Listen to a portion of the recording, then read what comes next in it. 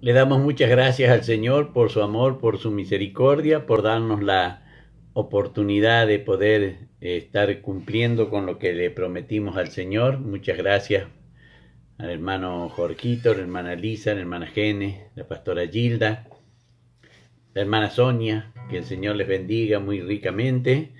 Recordemos, hermano querido, estemos orando por Fidela Peralta, la mamá del hermano Jorgito. Tengámoslo presente en nuestras oraciones para que el Señor pueda estar restaurando la salud de ella. Estemos clamando y pidiéndole que el Señor en su misericordia pueda estar restaurando la salud de la mamá del hermano Jorgito. Ella se llama Fidela Peralta, así que tengámoslo presente en nuestras oraciones. Vamos a tener en el día de hoy, empezamos con el capítulo 15 de la primera epístola del apóstol Pablo a los Corintios. El pastor Gerardito nos pone desde allí, desde Villa Mercedes: Dios te bendiga, tío y pastor querido, el Señor bendiga a cada oyente. Amén. Recibo esa bendición en el nombre del Señor y también cada oyente que reciba esas bendiciones. También la pastora Loreta lo está viendo. El Señor la bendiga, la pastora Loreta. El Señor bendiga a la familia, el hogar de la pastora Loreta. Ella nos pone: Dios lo llene de su divina y santa gracia, pastor querido, y a cada persona que esté en sintonía. Amén. Recibamos esas bendiciones, que para nosotros es lindo saber que alguien bendice nuestras vidas, que a pesar de todas las luchas, los problemas que podemos tener, hay alguien que bendice nuestras vidas. Así que estemos dándole las gracias al Señor por ello. Mientras entonces prepara allí su Biblia, voy a cantar una alabanza para el Señor, para darle tiempo que usted se prepare. Iglesia de Cristo, reanima tu amor y espera velando a tu augusto Señor. Jesús el esposo vestido de honor, viniendo se anuncia con fuerte clamor. Si falta en algunos el santo fervor, la fe sea de todos el despertador. Velad, compañeros, velad sin temor, que está con nosotros el Consolador. Quien sigue la senda del vil pecador, se entrega en los brazos de un sueño traidor. Mas para los siervos del buen Salvador, velar esperando es su anhelo mejor. Jesús Nazareno su vida la dio por salvarme a mí, un vil pecador. Por eso yo quiero brindarle mi amor y servirle siempre a mi amado Señor.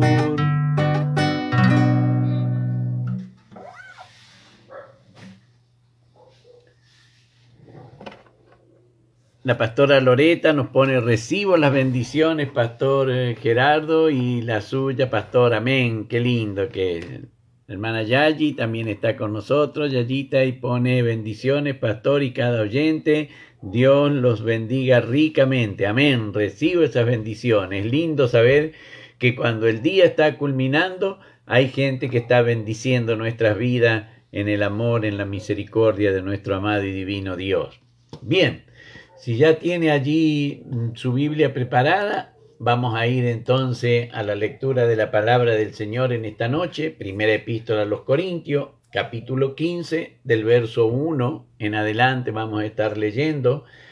Y dice en esta hora la palabra del Señor. Le damos lectura en el nombre del Padre, del Hijo y del Espíritu Santo. Amén. Y nos dice la palabra del Señor en esta hora para ustedes y también para mí.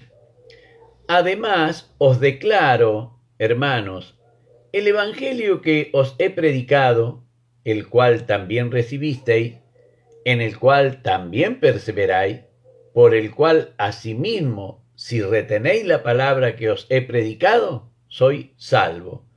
Si no, creísteis en vano.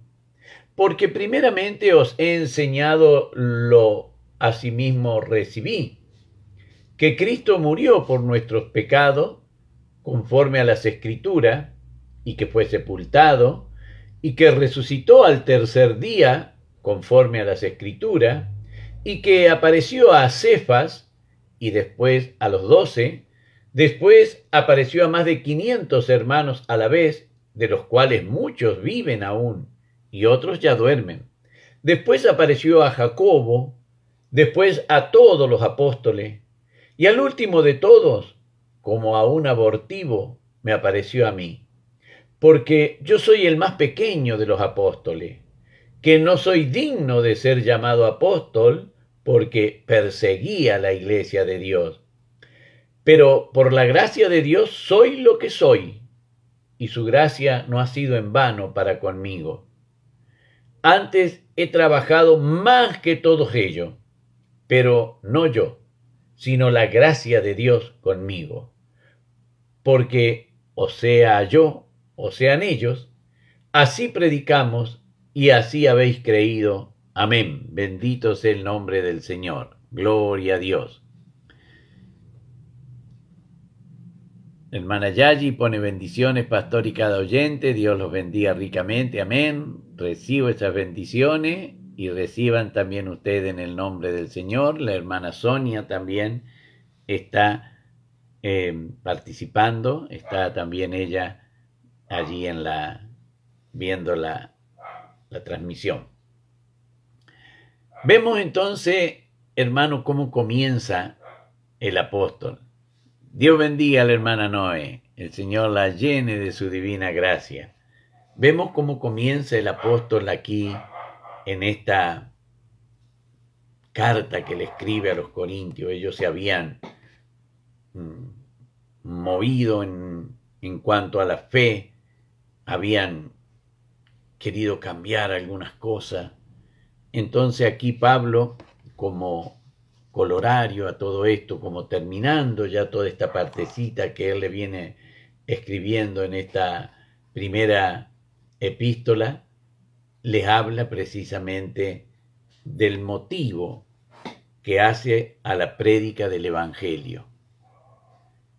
La pastora Zulma de Villa Mercedes nos dice: Dios bendiga a todos los oyentes y doble bendición para vos, hermanito querido. Amén.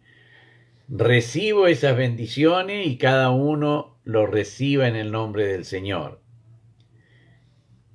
En sí podemos ver, la hermana Sonia, Dios lo bendiga y lo guarde, pastor, juntamente con todos los oyentes. Amén. Recibo también esas bendiciones en el nombre del Señor y reciban también ustedes estas bendiciones. Vemos que el apóstol le hace ver cuál es el fin del Evangelio, cuál es el propósito, qué es lo que tiene que lograr uno al decir, bueno, yo quiero esa buena nueva. ¿Cuál es la buena nueva? ¿Cuál es la buena noticia para nosotros? ¿En qué vamos a basar nosotros esa buena noticia? Aquí el apóstol lo deja bien claro. Él le dice que la buena noticia es que el Señor Jesús murió y resucitó al tercer día. Por eso en el verso 3 dice: porque primeramente os he enseñado lo que asimismo recibí. Bendito sea el nombre del Señor. Os he enseñado lo que asimismo recibí. Qué maravilloso es. Él pudo decir recibí y no adquirí. Adquirí, uno va, tiene dinero, tranza, cuánto, acá está, venga, pero recibir es gracia de parte de Dios. Y eso es lo que el apóstol les hace ver.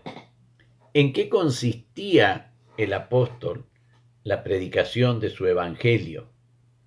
Recordemos que el apóstol está predicando a la iglesia de Corinto y recién Marcos está escribiendo su evangelio. Entonces, ¿en qué consiste el evangelio que predica? Fíjese en que él habla, el apóstol Pablo habla de la resurrección del Señor, de sucesos que ocurrieron, después estuvieron registrados, pero él los anuncia primero. Antes que Lucas los anuncie el apóstol, antes que Lucas escriba el libro de los Hechos, lo anuncia el apóstol. La hermana Noé pone: bendiciones, pastor, que Dios lo bendiga en gran manera y a cada oyente. Amén. Recibo esas bendiciones que imparte la hermana Noelia y también reciban cada uno de ustedes esas bendiciones. Entonces dice aquí el apóstol que él primeramente les enseñó lo que él a sí mismo recibió. La buena noticia era que Cristo había muerto por nuestros pecados. ¿Por qué? Porque estaba escrito, dice el apóstol, conforme a las Escrituras. Aquí, cuando él habla conforme a las Escrituras, habla de lo profetizado por Isaías, allí en el capítulo 53, del verso 5 al 12, cómo era que tenía que ser el siervo sufriente del Señor. Y él les hace ver que eso es lo que él les predicó, que él les hizo ver esa partecita. En eso consistía el evangelio que él predicaba. Ahí es donde él quiere que cada uno de los corintios puedan analizar eso que él les dice, que ellos puedan palpar, porque si no, estaba sucediendo cuando el Señor Jesús les relata la parábola del sembrador, allí en el capítulo 13 de Mateo, del verso 18 al 22, el Señor Jesús le dice: oíd pues vosotros la parábola del sembrador. Cuando alguno oye la palabra del reino y no la entiende, viene el malo y arrebata lo que fue sembrado en su corazón. Este es el que fue sembrado junto al camino. El que fue sembrado en pedregales, este es el que oye la palabra y al momento la recibe con gozo, pero no tiene raíz en sí, sino que es de corta duración, pues al venir la aflicción o la persecución por causa de la palabra, luego tropieza. El que fue sembrado entre espinos, este es el que oye la palabra, pero el afán de este siglo y el engaño de las riquezas ahogan la palabra y se hace infructuosa. Eso es lo que el apóstol le está diciendo. ¿Qué sucedió con ustedes? ¿Qué sucedió con el evangelio que yo les prediqué, que ustedes aceptaron? ¿A dónde fue sembrada esa palabra? Él los quiere hacer que ellos mismos reflexionen, porque él está hablando, le está enseñando a gente muy culta. No es que está hablando con unos pobres campesinos, labradores de la tierra, sin estudio. Está hablando con los habitantes de Corinto, ciudad ilustre, filosofía, lo que era la aritmética, lo que era la geografía, lo que era la parte de la poesía, la lengua, la literatura que ellos tenían. Está hablando con todos ellos. Entonces les hace ver qué es lo que sucede con el evangelio que él ha predicado. ¿A dónde está puesta la fe? ¿A dónde? ¿En la noticia que recibieron del apóstol Pablo? ¿O en lo que le vinieron a decir después que el apóstol se fue? Él lo que les hace es la reflexión esta. Cuando él les dice a cada uno de ellos que primeramente os he enseñado lo que asimismo recibí, que Cristo murió por nuestros pecados, conforme a las Escrituras, y que se apareció a Cefas, Él hace ver lo que cuando escriba su evangelio, Lucas lo va a testimoniar. Allí en el capítulo 24 del Evangelio de Lucas, el versículo 34 dice que decían: ha resucitado el Señor verdaderamente y ha aparecido a Simón. Pablo lo dijo primero, Lucas lo registró en su Evangelio, pero Pablo se lo dice a la iglesia de Corinto. Todavía no está escrito el Evangelio de Lucas, pero Pablo ya lo dice, porque Pedro, cuando se le apareció el Señor, dio testimonio de ello.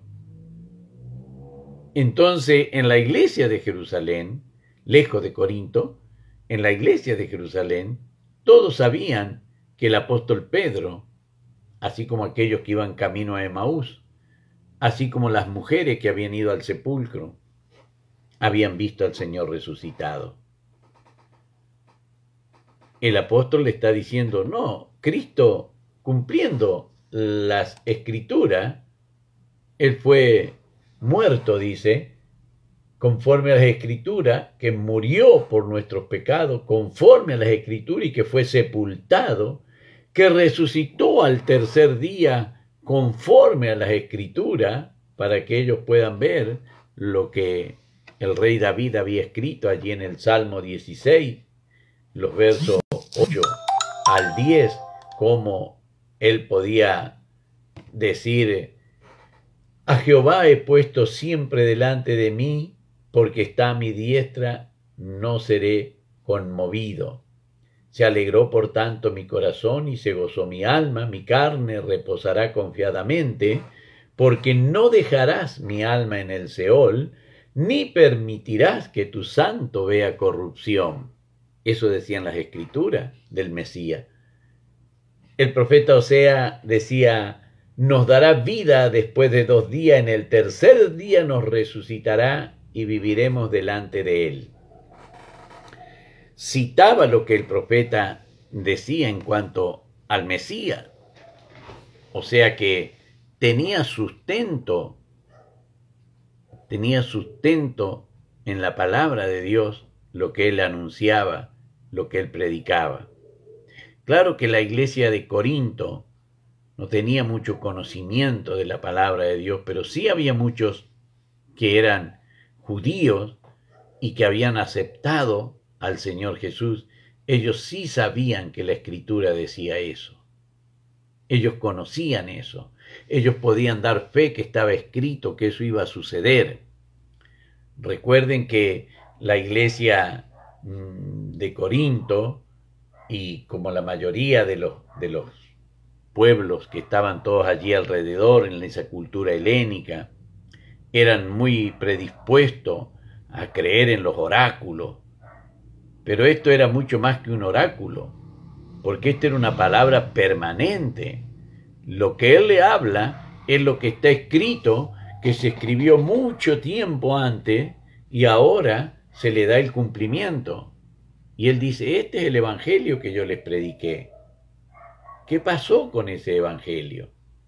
¿Qué pasó con el evangelio que hemos recibido, donde nuestro corazón se gozaba, donde nos alegrábamos, donde no interesaba si alguien nos cargaba, si alguien nos decía cosas desagradables, nosotros contentos porque el Señor había llegado a nuestra vida y había quitado toda nuestra culpa? ¿Quién quitó esa alegría de nosotros? Donde, bueno, que digan lo que quieran, yo estoy contento con mi Señor, lo alabo y lo glorifico. Que me pase lo que me pase, total, yo estoy contento de que el Señor se ha fijado en mí. ¿Quién nos quitó eso? Eso es lo que el apóstol le dice a la iglesia de Corinto. ¿Qué pasó con el evangelio que yo les prediqué? Primeramente les dije lo que había sucedido, les hice ver, pero ¿y qué pasó con eso? Se cumplió la parábola del sembrador que el Señor Jesús dijo, de aquella semilla que caía junto a las piedras, que caía junto al camino, que caía entre los espinos. Es lo que él le quiere hacer ver el apóstol. Él le dice que lo que él les está diciendo a ellos es veraz. Se le apareció a Cefas. Después dice que se le apareció a los 12. Acá habla lo que está escrito en la palabra del Señor, según lo relata Mateo en su evangelio. Cuando Mateo escribe su evangelio, dice allí en el capítulo 28 del verso 16 y 17: pero los 11 discípulos se juntaron, se fueron a Galilea, al monte donde Jesús le había ordenado, y cuando le vieron, le adoraron. Bendito sea el nombre del Señor. Entonces, él da testimonio de que el Señor sí se les apareció, sí estaba vivo. Que aquellos que decían, no, pero era una visión, era una ilusión que ellos tenían de verlo, lo querían tanto que se imaginaban que el Señor había resucitado. Era una visión, el Señor no resucitó, Él quedó como todos, así decían muchos. Pero los discípulos no decían eso. Ellos decían, estábamos pescando, tuvimos toda la noche pescando, no pudimos pescar nada. Vimos en la orilla que alguien había encendido un fuego, nos quisimos acercar y nos dijo, echen la red al lado derecho. Y bueno, echamos la red allí al lado derecho y sacamos una cantidad de peces que no podíamos hacerlo. Llegamos a la playa y allí estaba el Señor Jesús, esperándonos. De eso daban testimonio los discípulos del Señor. Por eso es que le llama la atención al apóstol cómo es que tan rápido, cuando él sale de Corinto y llegan aquellos con estas ideas que no, Jesús no resucitó. Claro, porque no se les apareció a ellos, porque no eran dignos, porque querían pervertir el evangelio. Entonces hablaban y testimoniaban cosas que ellos no habían visto. Ellos decían, no, pero no resucitó, porque ellos no lo vieron. No era así. Había pruebas indubitables de que el Señor había resucitado. A Cefas, camino a Emaú, a la mujer, a María Magdalena cuando va al sepulcro. Ve y dile a mis hermanos que vayan a Jerusalén. A más de 500 juntos se le apareció. ¿Cómo entonces después van a creer a alguien que llegue y dice, no, pero eran ellos porque lo querían mucho, era una ilusión, si no resucitó? Entonces, ¿qué cumplimiento le daría la Escritura? Y Pablo le trae precisamente la Escritura. Dice, después se le apareció a Jacobo, después a todos los apóstoles, y al último de todos, como a un abortivo, se me apareció a mí.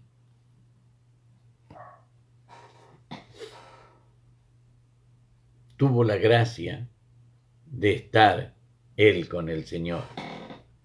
Allí Lucas lo relata en el libro de los Hechos. Allí en el capítulo 9, del verso 3 al verso 6, dice, mas yendo por el camino, aconteció que al llegar cerca de Damasco, repentinamente le rodeó un resplandor de luz del cielo, y cayendo en tierra oyó una voz que le decía, Saulo, Saulo, ¿por qué me persigues? Él dijo, ¿quién eres, Señor? Y le dijo, yo soy Jesús, a quien tú persigues. Dura cosa te es dar coces contra el aguijón. Él, temblando y temeroso, dijo, Señor, ¿qué quieres que yo haga? El Señor le dijo, levántate y entra en la ciudad y se te dirá lo que debes hacer. Y los hombres que iban con Saulo se levantaron de tierra y abriendo los ojos no veían a nadie, así que llevándole por la mano le metieron en Damasco, donde estuvo 3 días sin ver y no comió ni bebió. Bendito sea el nombre del Señor. Ahora podemos ver que lo que Él les predica, que lo que Él les dice, es lo que Él vivió, esa experiencia que Él tuvo. Cita a los discípulos y vemos entonces cómo Él les hace ver que todo lo que ellos podían temer porque alguien les dijo que no era así, en realidad había que buscar aquellos que daban buen testimonio, aquellos que podían certificar lo que Pablo les había llegado a contar, que no era que no había pruebas. Él estuvo 3 días en oración, en ayuno. Él pasó casi 3 años en Arabia antes de comenzar. Esos 3 años, que fueron más o menos los 3 años que los discípulos aparecieron junto con el Señor, nosotros podemos ver cómo Él les relata a ellos lo que Él había vivido, lo que Él había palpado. Pero ¿cómo es posible ahora que haya pasado? Que tan pronto se olviden de lo que Él les predicó. Dice Él que, aunque es el más pequeño de todos, que no es digno de ser llamado apóstol porque persiguió a la iglesia de Dios. Qué maravilloso que es. Cómo les revela a través de su testimonio el apóstol la deidad del Señor Jesús. Persiguió a la iglesia de Dios. Nuestro Señor Jesucristo es Dios. La iglesia era de Cristo. Cristo, cuando se le apareció, le dijo: Saulo, Saulo, ¿por qué me persigues? Saulo perseguía a la iglesia. La iglesia era la novia de Cristo. Saulo dice: la iglesia de Dios, dándole deidad a nuestro Señor.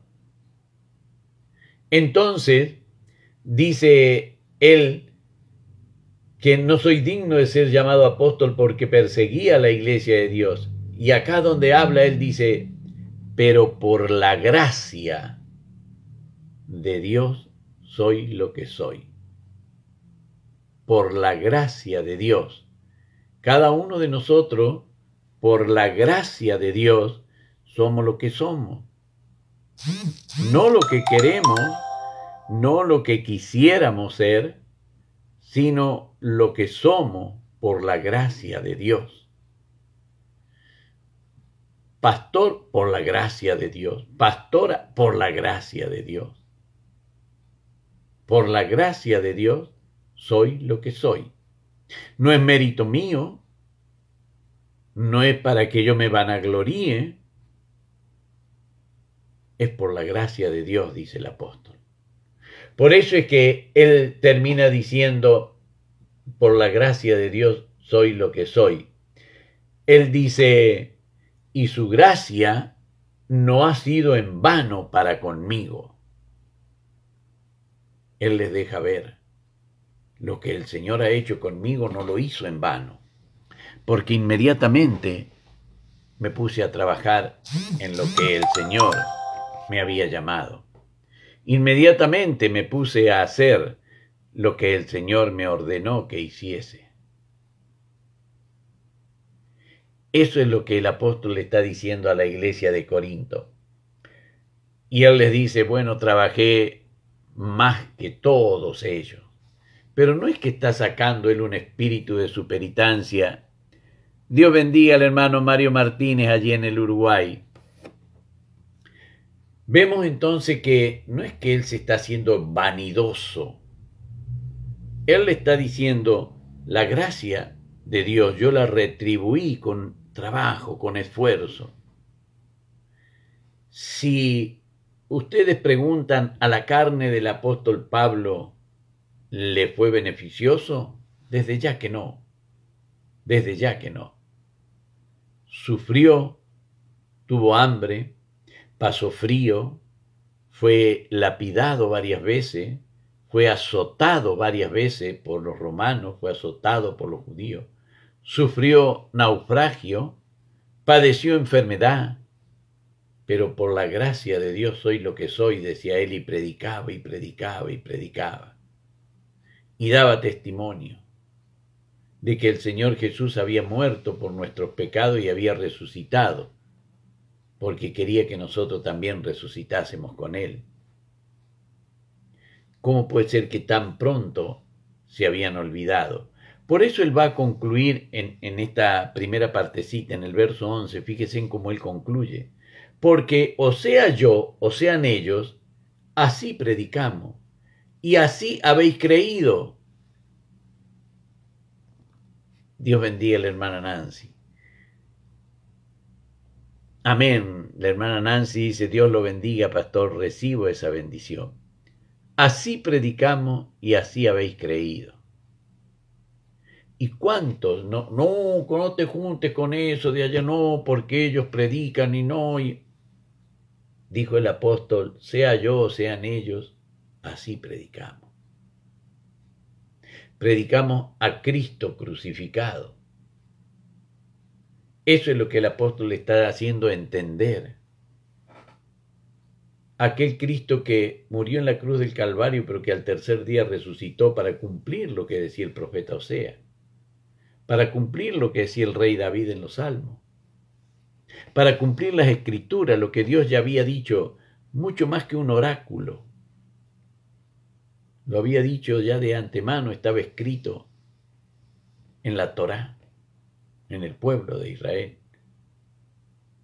Y eso es lo que el apóstol le quiere dejar a la iglesia de Corinto. Por eso es que se toma mucho tiempo, muchos versículos para explicarle en una carta que no puede estar él presente, no le puede dar el ahínco a la palabra, pero sí escribe todo esto para que ellos renueven su fe en el Señor Jesús, para que no haya sido en vano, para que todo lo que cada uno de nosotros recibimos no sea en vano, sea para honrar, glorificar, bendecir el nombre del Señor. Cada día estamos más cerca de la presencia del Señor. Cada día nos acercamos más a la presencia del Señor.